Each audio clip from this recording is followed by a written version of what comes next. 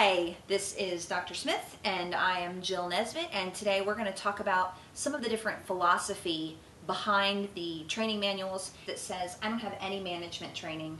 How am I supposed to work with your training system? Is it just a list of tasks that I'm supposed to accomplish? No, it's more than that.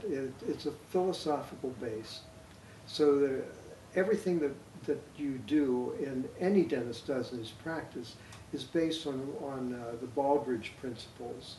And we don't need to get that into detail on that, but that's an approach, a national approach by the American Society of Quality to determine how do you run an organization and why do you run it the way you do. I think go ahead and tell that story. I think that's a story that people should hear. Okay. What happened during the Reagan administration, that's a time in the United States when we were really having trouble. The Japanese were just killing us on quality, their cars, their appliances, everything. And we had essentially destroyed their country in the 40s, and here we were 25 years later, and we were on the ropes to them. So Reagan sent Malcolm Baldrige, who was the Secretary of Treasury at the time, over to Japan to figure out how were they doing what they were doing so quick. And what he found when he got over there was that the person that they most revered in that country was, so it was an American.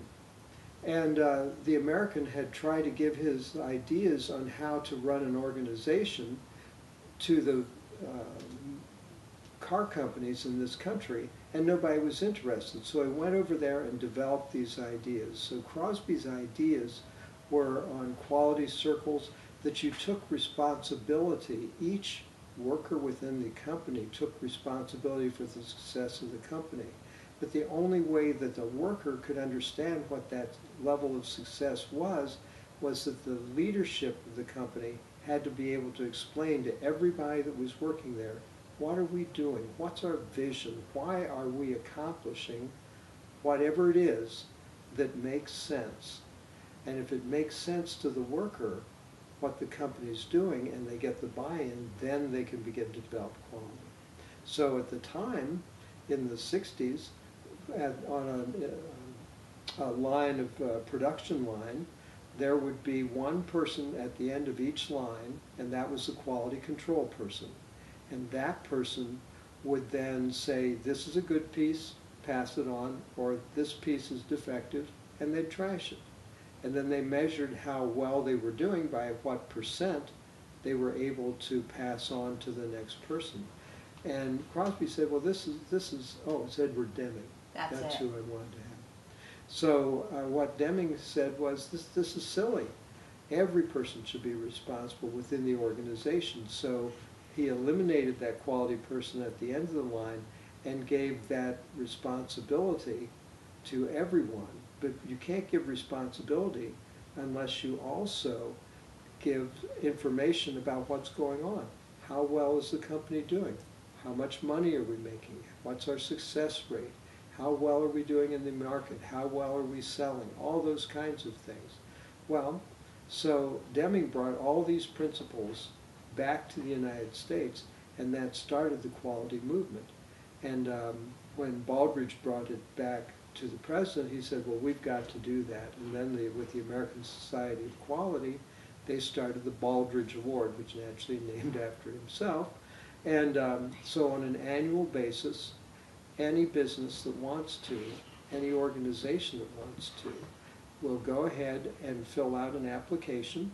Once you've filled out the application, you submit it to the Baldrige people. The Baldrige people then review that, and then they will send representatives out to review your organization, and will tell you then, after they have examined you, then they'll go back and write up a report. And it's that feedback report on the organization that tells you how you're doing.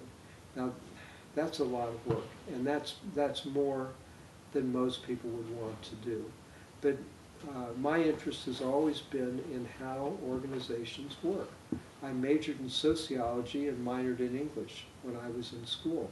So this wasn't work for me, and the more I learned how organizations function, then I could apply those approaches within what we're doing at Health Park. And year by year, as we get a feedback report, and I'd see what else, where the holes were in what we were doing, then I would work on those areas. So the training manuals are a result of lots of courses in practice management. Every time that I ran into a problem in the office, understanding that the Baldrige approach is the person isn't the problem, the system that allows the person to make the mistake is the problem. So you don't fix people, you fix systems in order to make the system more, to strengthen the ability of the person to operate within the system. Let me see, why is the Baldrige so important for staff members to know? Again, one of the pieces of the Baldrige is how well the leaders of the organization transmit what the vision is of their organization to everybody that works there. And so one of the things that Baldrige teaches is you drive out variation. So the killer, if you do a procedure correctly and you get the right response, then you want to do the same procedure that same way every time so you get an excellent response. Every time there's variation, it probably doesn't get better. It probably means you've lowered the results. So what happens with these sections, we start out with the leadership section, which you'd think, well, that would be the one you would put at the end. But leadership comes at the beginning, because what every person on the staff needs to know is, how does a leader function, and how does someone who is being led function to be effective within an organization. So level by level by level, they'll learn more steps, more about the Baldrige, so they'll see what we're doing overall to make Health Park the best practice it possibly could be. The sections that you'll see, there are 7 sections of the Baldrige criteria nationally, and you can get that online. I'll put a link here, but it's www.nist.gov, which is National Institute of Standards and Technology. But anyway, the first section of the criteria is leadership, so we put that in general level 1. The next section of the Baldrige criteria is strategic planning, and you'll find that in general level 2. Then you move into staff focus, and that's in general level 3. So obviously through the first 7 levels, we've taken a piece of our actual application and put it into the end of each general section. The other piece that you haven't talked much about the Baldrige that I find extremely helpful is the whole function of measurement. So one of the benefits I think that I'm training my staff on the Baldrige is, okay, so we're facing some sort of problem. I don't care if the problem is we need more new patients, if the problem is we keep running out of oxygen. No matter what the problem is, we start by trying to identify what the problem is and identifying a measure for how we know how bad it is or where the problem actually exists. And the Baldrige teaches a lot about how do you measure, how do you know what your outcomes are. But I use the Baldrige concepts regularly, especially with my secretary team, because we're trying to do marketing projects. We have to know, where are we at? How many new patients are coming out of this project or this marketing program?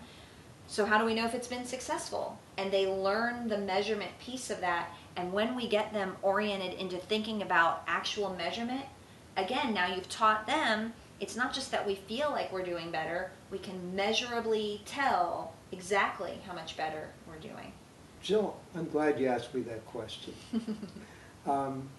Edward Deming, the founder of this whole movement, one of his most famous statements was, "In God we trust, everybody else bring their numbers." And what he was trying to emphasize was just what Jill has been talking about, that you can have an intuitive sense for how your organization works, or you can have a subjective, visible, measurable result that you are tracking to see how effective you are at whatever that task is.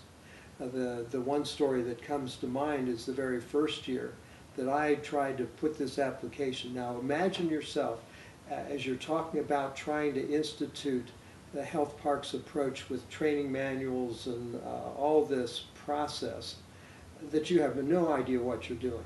Well, think of the situation that I was in, where I had read in the newspaper that they were going to have this Baldrige Award, and that you could apply to have people come into your office to see how you do your organization.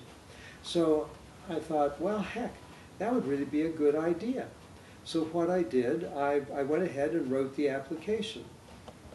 Now, I've got to tell you that this first application had absolutely nothing to do with the Baldrige principles, because I didn't know what the Baldrige principles were. They asked questions and I answered them, and it took about, I thought, 50 pages. It took me, so there was, I don't even remember, there were 7 sections. There are probably 8 or 9 questions in each of the 7 sections. So heck, say it was 70 questions, 50 pages. And I was trying to really condense it. So then, and I didn't know what to expect. I submitted the application. They said, it's okay. We'll come out and look at your organization. So they said, oh, we're going to have to make a change. This one fellow was due in Japan to be working on that, and he can't change that to get to your office, so we're going to have to move it back a week. Who is coming to my office? So these 5 people came in. They were all dressed in suit and ties, and none of them were dentists. And I thought, well, here's another wasted effort on my part. And then we sat down. They were looking at things. They were there 2 days in my office. And they were talking to staff. They would sit out with patients. They would ask specific questions. They had read my application in detail. They knew everything that I had written and pretty much had it memorized. At least it seemed like to me, because they were asking me questions on all the details that I didn't even remember I had written down. And one of the questions, the thing that struck me the most, is when one of them asked me, how do you know that your patients appreciate the quality of care that you provide? And I said, well, they come back. And he looked at me and he said, how do you know that the patients appreciate the quality of the care that you provide? I said, well, they pay their bill. And he asked me again, and I had said something else along the same lines. He asked me 4 times, and finally on the 5th try, I said, I don't know. I guess I'd have to ask him. And they grinned, and they said, that sounds like a good idea.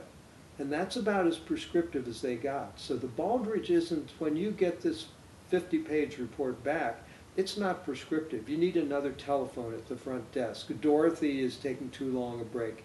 That's what you get from a management consultant. These people are looking at your organization in terms of how you are going to focus and drive that organization to create the most excellent outcome for your patients, if that's your vision.